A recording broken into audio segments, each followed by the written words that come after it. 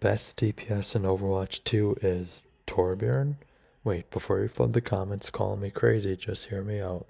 Once you realize how busted this hero actually is right now, you'll see exactly why Torb might be one of the best DPS picks in the game.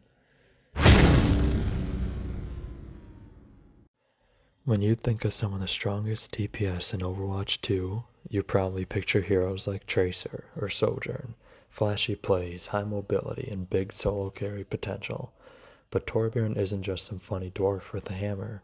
He's actually one of the most consistent damage dealers in the entire game, with the potential to make a huge impact in every single match. Torb is an amazing anti-dive character. Most people pick him when they're struggling with Tracer, Genji, or a ball. But what a lot of players don't realize is that Torb actually fits into a wide variety of team comps, even if he isn't always the most optimal pick. For example, in a poke comp, Torb works surprisingly well because his primary fire is a high damage projectile that he can spam from a distance alongside heroes like Hanzo or Ashe. He can even work in brawl comps. Torbjorn's overload gives him extra armor and mobility, letting him play closer to the front line when needed. Plus his shotgun ult fire absolutely shreds big tanky targets if you can land the pellets. His turret also makes it harder for enemy brawl comps to push forward, since they usually don't have much range to deal with it. Imagine both teams are running Rhine Brawl. The enemy team has a Rhine, a Reaper, a Mei, Lucio, and Ana. For Rhine to destroy your turret, he'd have to use Fire Strike, but by doing that, he can't throw it at your team for ult charge. Therefore, it's a good trade. Reaper has to get close to deal with it, which puts him under a ton of pressure and might force him to take a different route. Mei can shoot the turret from range using her secondary fire, but that means she's not freezing your Rhine, which is alleviating pressure from him. Lucio can poke at the turret from a distance, but your turret can also auto-lock onto him while wall riding, making Lucio play safer. And Ana can take out your turret quickly, but if she's focusing on the turret, that's time she's not healing her team, giving you a slight advantage. Understanding how the enemy team needs to adjust to your playstyle is a huge part of mastering Torb. Hopefully this example helps you think more strategically about how to create pressure and force value out of his kit. Overload is such an amazing ability in Overwatch 2. What really makes it special is its versatility. That's kind of the theme with Torbjorn overall. Versatility. Overload gives you the flexibility to use it both aggressively and defensively depending on the situation you're in. When you use it aggressively, Overload gives you extra health, attack speed, and movement speed, making you extremely dangerous in any 1v1 situation. On top of all of this, if you pick his Overload perk, he can instantly reload his ammo when you overload, ensuring you always have ammo and are ready to fight. You can use this to chase down any isolated target and force a duel that heavily favors you. Just make sure that if you do use it aggressively, you have an escape plan, because Overload is a key cooldown that other players will track. Once it's down, Torb becomes much easier to dive. On the flip side, Torb can use Overload defensively, which in my opinion is the more common and consistent way to use it. Picture this, you're holding the mid or the back line, taking safe shots from a distance. If a diver were to suddenly jump on you, it could be a Tracer, Genji, Sombra, whatever, popping Overload can completely flip the fight in your favor. Let's take a Sombra for example. Sombra wants to engage you when your resources are low, so if she sees you use your Overload early, like let's say to spam down a Rhine shield, then she knows that's her window to go in. But if you're holding on to it, just the threat of the Overload in your back pocket can deter her from diving you in the first place. Now imagine Sombra's diving you. The moment she lands, you pop Overload. She might have invisibility, allowing her to get the initial jump on you, but Overload instantly boosts your survivability and ramps up your fire rate, meaning you're doing way more damage, faster. That combination offsets any health advantage a Winston might have, any invisibility advantage the Sombra might have, and gives you a real shot at winning the duel against any diver. Now we arrive at the most important and defining part of Torb's kit, his turret. This thing is such an amazing ability. It can be used aggressively, defensively. To deny space, there's truly an endless number of ways to get value out of it. And on top of that, Torb has two different turret perks. both of which are honestly some of the best in the entire game. The first perk lets you place your turret on walls and throw it even further. This opens up a ton of creative placement options. You can put it in unique spots that enemies won't expect or can't easily reach. For example, if the enemy team is running Reaper as their only diver, it's a great idea to take this perk and place your turret high on a wall behind your team. From there, it avoids line of sight of the enemy front line, but still protects your supports, so when the Reaper dives your backline, your turret immediately locks onto him. Since Reaper has almost no range, he can't easily destroy it. That either forces him to run away or hard commit to the supports. In either way, it's a win for you. If he retreats, your supports are safe. If he stays, he'll have to burn cooldowns or take heavy turret damage.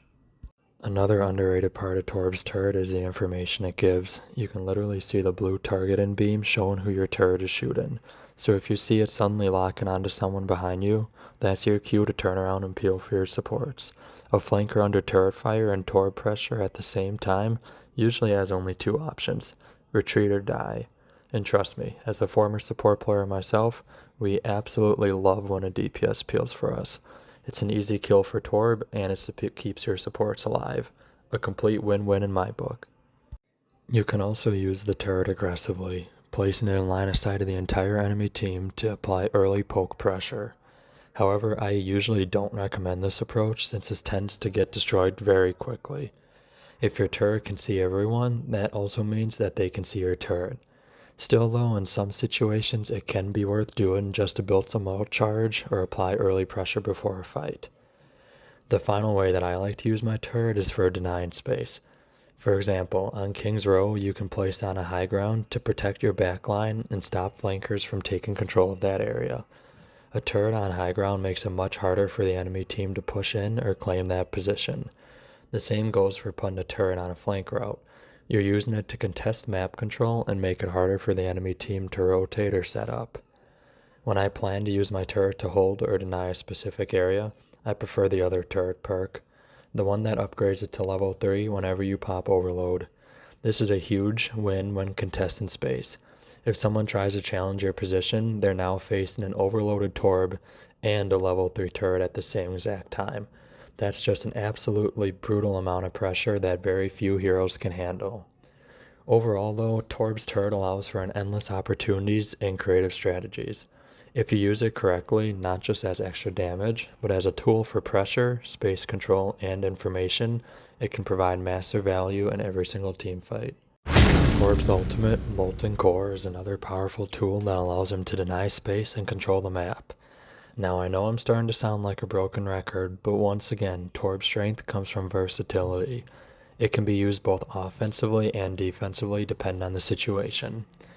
Offensively, you can use it to combo with other ultimates. Think of Azaria's Graviton Surge. Molten Core does a ton of damage, and it's the perfect follow-up to a Grav. It melts anyone caught in place, but the main strength of this ultimate, just like I mentioned earlier, is in denying space. Molten Core lets Torb shoot pools of lava wherever he's aiming, and that lava stays on the ground for several seconds.